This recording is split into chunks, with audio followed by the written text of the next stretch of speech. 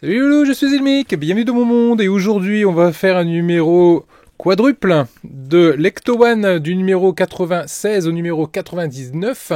Dans ces 4 numéros on va monter la portière arrière droite passagère.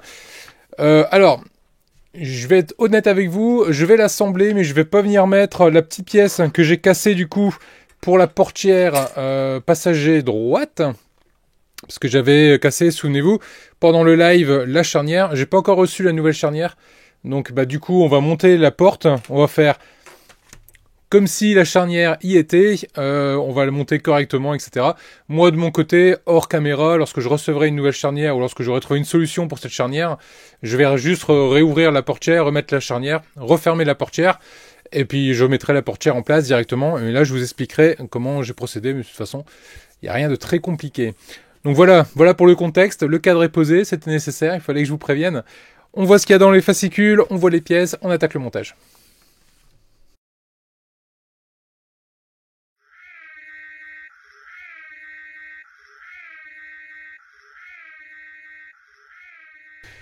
Donc numéro 96 du Ghostbuster. Donc dans ce numéro 96, on va monter la serrure et panneaux latéraux de la portière arrière droite. Là, on va parler sur les planches, toujours des petits croquis comme ça qui sont toujours bien sympathiques et que j'apprécie tout particulièrement.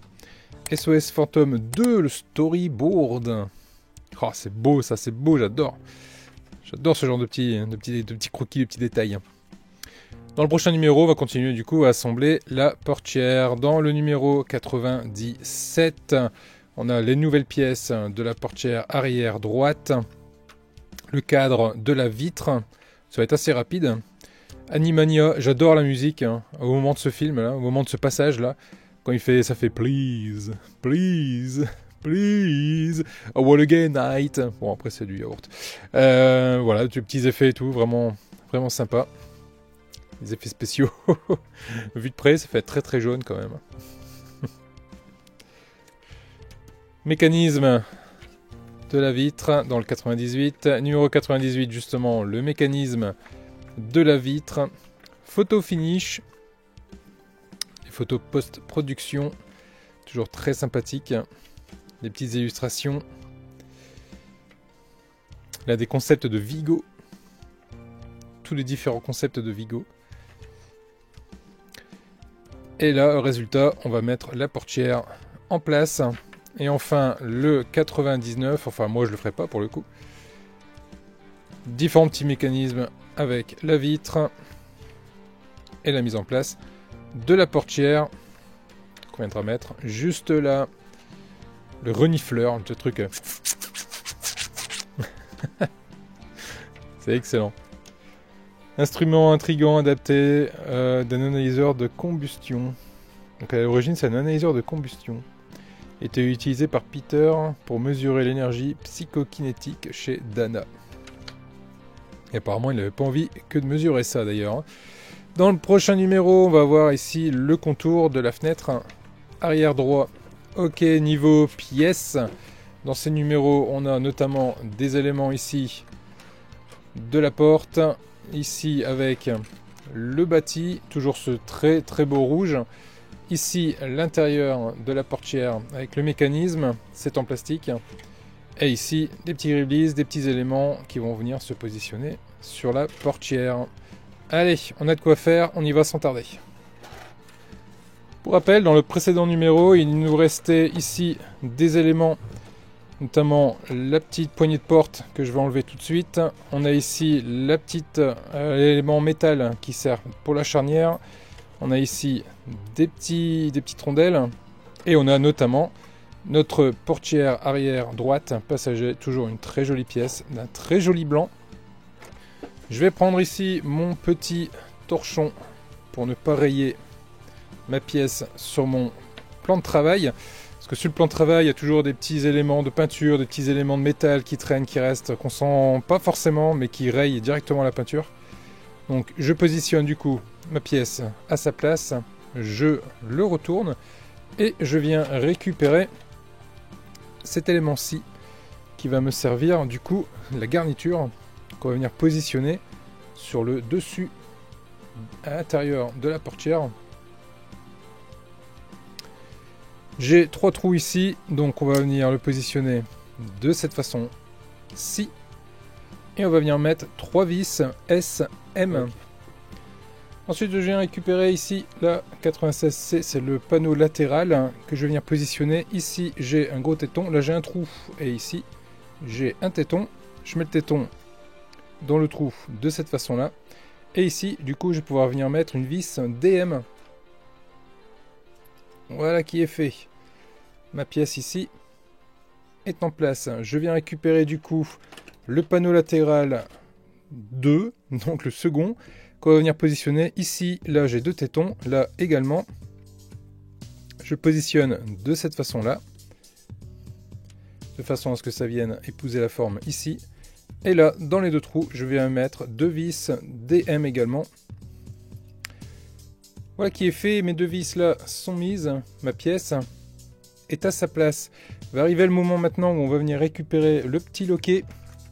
Donc l'étape va consister à venir récupérer ici notre ressort, de le positionner dans le loquet, de venir mettre le petit bout qui dépasse ici à l'intérieur de cette façon là. On récupère notre élément qui est là. Là j'ai un petit téton et un trou de vis. Là j'ai un trou pour le téton et là pour la vis. Et là le trou qui est là va consister à venir positionner ici notre petit loquet à l'intérieur. Je viens mettre tout ça en place. Je le maintiens pour pouvoir venir ici le fixer et le sécuriser avec une vis DM. Une vis pour visser dans du métal. Je mets un peu d'huile et je viens serrer. Voilà qui est fait, du coup mon mécanisme est en place. Et ici on vérifie qu'en appuyant dessus, ça fonctionne correctement et que ça revêt bien à sa place. C'est le cas, très bien. Voilà du coup qui termine cette étape. Il nous reste juste sur ce numéro, hop, une vitre et la portière. Là on termine cette étape de ce numéro 96. Allez, on passe au 97. Donc dans ce numéro 97, la première étape va consister à venir récupérer ici le bâti de la portière qui est en plastique dégueulasse, comme j'aime bien l'appeler. Ceci dit, le rouge est toujours aussi propre, aussi bien peint. De ce côté-là, on va venir coller ici une bande qui servira notamment à faire en sorte de ne pas rayer notre vitre au moment où on la baisse et on la lève. On retire le double face, hop, et on vient le coller tout le long. En faisant attention.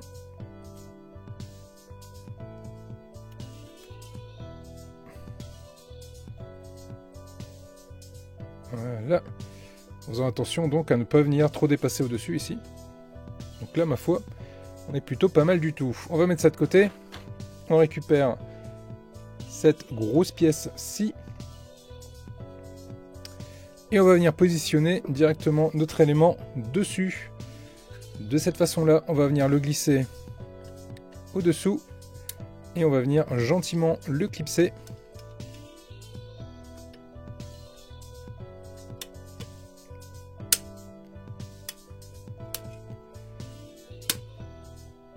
Voilà, dans les trous prévus à cet effet. Ça, de cette façon-là. Et ici, du coup, on va venir mettre 3 vis OP. Même 4, on va mettre une 4e vis OP ici, qui servira à venir consolider tout ça. Les vis OP, c'est des petites vis. Par contre, on va visser dans du plastique cette fois-ci, donc pas besoin de venir mettre d'huile. Et surtout, on va visser tout doucement. Et j'ai encore une vis à mettre ici, je viens de m'en rendre compte. Donc en fait, il y en a un peu plus que 4, il y en a 5. Il y en a une autre à venir mettre juste là. Voilà qui est fait cette fois-ci. De ce côté-là, on va venir ajouter notre petite barre qui est là, avec les 3 ergots qui sont là. Ici, on a également les 3 fentes. Il suffit juste de venir glisser ça à l'intérieur. Voilà, ça nous fait une jolie réglette. Et de ce côté-là, de venir mettre nos vis, 3 vis, et ça va être des vis TM. Et voilà, voilà ce que ça donne. Sur cette étape, mes 3 vis sont montées et j'ai ici mon élément qui est en place. Ensuite, il va nous rester ici de mettre tout ce qui est décoration. Donc il va y avoir, premier élément, ça va être celle-ci. Là c'est plutôt droit, donc il va pas trop y avoir de soucis de colle, enfin du moins de collage dans le temps. On va pouvoir le mettre en place.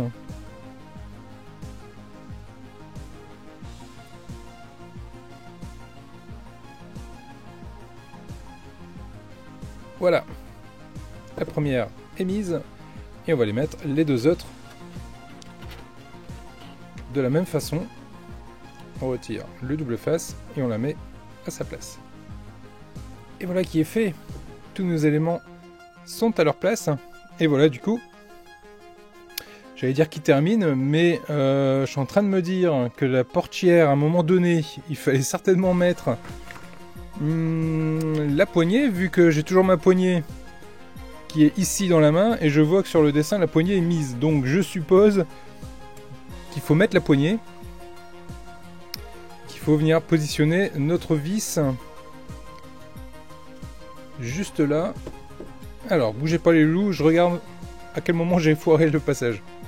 A few moments later. Ok, c'était donc dans le numéro 95, effectivement, où j'ai raté le coup. Il fallait effectivement le mettre à ce moment-là, dans le numéro 95.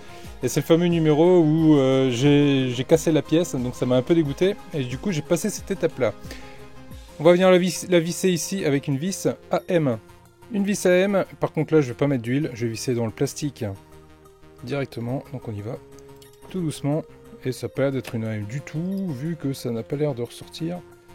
Si, ça ressort. Bon, pourquoi ça? A few moments later. Voilà qui est fait. Cette fois-ci, ma poignée de porte est en place. Cette erreur est terminée. Cette erreur est soulevée.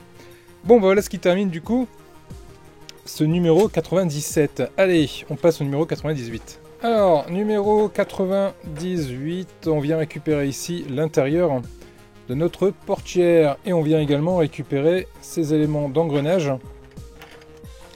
Hop, qui vont servir tout simplement au mouvement de la vitre.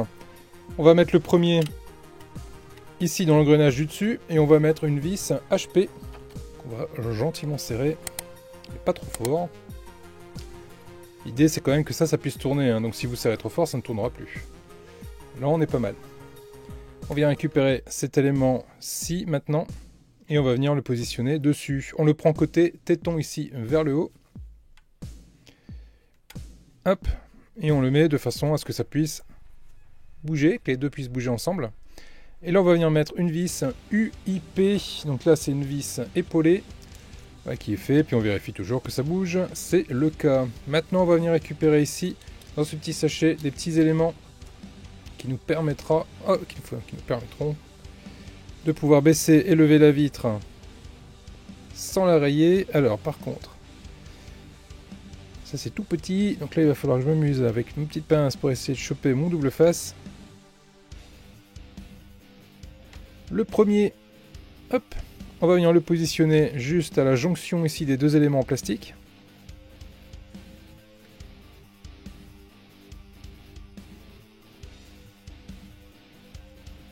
Voilà, et le deuxième, et ben on va faire pareil, on va retirer son double face, voilà, et on le colle au même endroit, à l'opposé.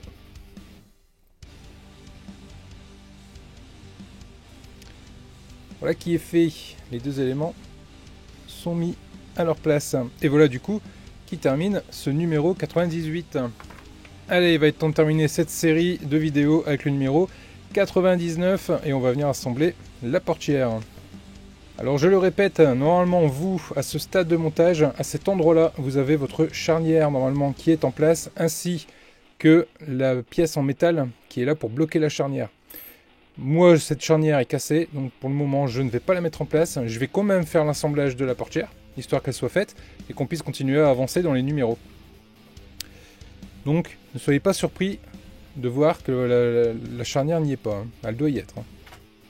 Allez, première chose à faire va être de récupérer ici notre poignée de porte, et on va venir le positionner juste là. Il y a un petit détrompeur qui permet de ne pas se tromper de sens, enfin, du moins l'angle, parce que le sens ça va être compliqué. Mais du moins pour ne pas se tromper d'angle. Et là on va venir mettre une vis. Alors là niveau vis, on est quand même assez verni.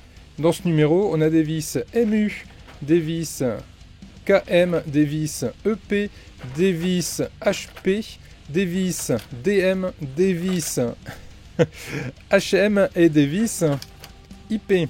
Bref, dans ce numéro, c'est la jungle des vis, donc il va pas falloir se tromper. Là, les vis qui vont nous intéresser, ça va être des vis EP. Alors, je vais mettre toutes les autres de côté et je récupère mes vis EP. Je vis dans du plastique, donc je ne mets pas d'huile et j'y vais tout doucement pour ne pas détériorer le pas de vis. Voilà qui est fait de ce côté-là. L'étape suivante va consister à venir positionner ici un engrenage. Ça va être l'engrenage de la manivelle du pare-brise, pas du n'importe quoi, la manivelle de la vitre. Donc là j'ai deux engrenages. Là je vais aller chercher l'engrenage qui possède une demi-lune qui est ici. Là j'ai une demi-lune qui permettra de venir positionner la poignée à l'intérieur qui elle-même est équipée d'une demi-lune et donc de pouvoir tourner l'engrenage sans trop de problèmes. Je viens le positionner juste à cet endroit-ci. Je viens mettre hop, en opposition directement ma poignée.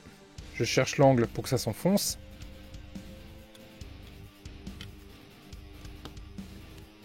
Et du coup j'enfonce correctement l'engrenage à l'intérieur de ma pièce. C'est le cas ici.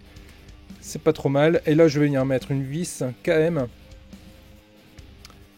Hop, donc KM, si je dis pas de bêtises, oui, c'est une vis épaulée. Ok, fait, ma vis est en place et avec la poignée, je peux faire tourner l'engrenage. Ok, maintenant l'engrenage, on va venir récupérer ici le petit engrenage qu'on va venir mettre ici entre les deux de façon hop, à ce que ma poignée entraîne tous les autres engrenages et le mécanisme par la même occasion. Et je vais venir positionner ici une vis UP. Vis UP est une vis épaulée. Et voilà qui est fait. Et du coup, ma petite poignée me permet de faire bouger ici tout le mécanisme d'ouverture et de fermeture de la vitre. Très bien. En parlant de ça, on va remonter le mécanisme vers le haut. Voilà. On va récupérer notre vitre. On va venir positionner notre vitre de cette façon-là. Il faut que le R lisible soit en face du bâti. Et on va y mettre une petite vis UP de façon à ce que ça ne bouge plus. On ne serre pas trop fort. L'idée quand même, c'est que la vitre puisse coulisser sur son axe de cette façon-là. Enfin, va arriver le moment où on va récupérer ici notre bâti et où on va venir positionner directement notre vitre. On va passer la vitre sous les deux ergots qu'on peut voir ici de chaque côté.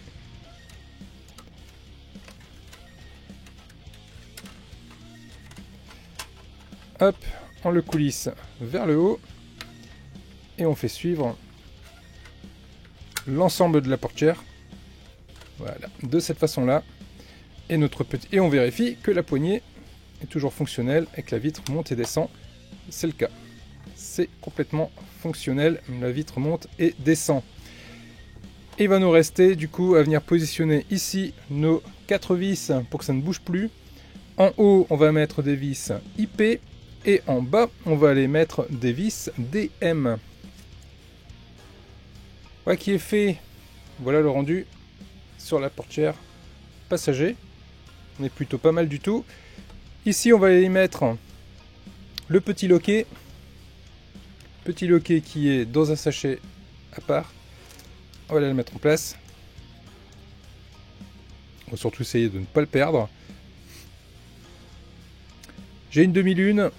J'ai également une demi-lune. Ça me permettra de faciliter l'emboîtement et surtout de savoir de quel côté ça se met. Et à chaque fois je me fais avoir, à chaque fois je me dis il faut que je mette ça avant de mettre la poignée. Et à chaque fois je suis bêtement en fait et du coup je mets la poignée avant. Et ce qui rend particulièrement compliqué la mise en place de cette pièce. Parce qu'on est considérablement gêné par la poignée.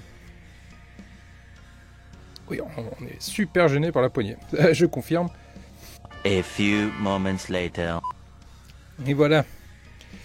Cette pièce-là est en place. Du coup, ici, il va nous rester à venir positionner les petits éléments de cosmétiques de la portière, c'est-à-dire ces deux éléments-ci. Il y en a un qui vient juste là et l'autre qui va venir se positionner juste à côté. Je regarde si il y a moyen de se tromper ou pas. Là, apparemment, les trous tombent bien en face à face. Ça m'a l'air d'être les deux mêmes en fait. Ouais, c'est les deux mêmes. On n'a pas de souci avec. Donc, on va pouvoir y aller. Donc, on va les mettre à l'intérieur. Et en plus, ça ne m'empêchera pas de démonter la porte. Donc ça, c'est très bien. Qui est fait. Et là, par contre, on se rend compte aussi qu'ils ont, encore une fois,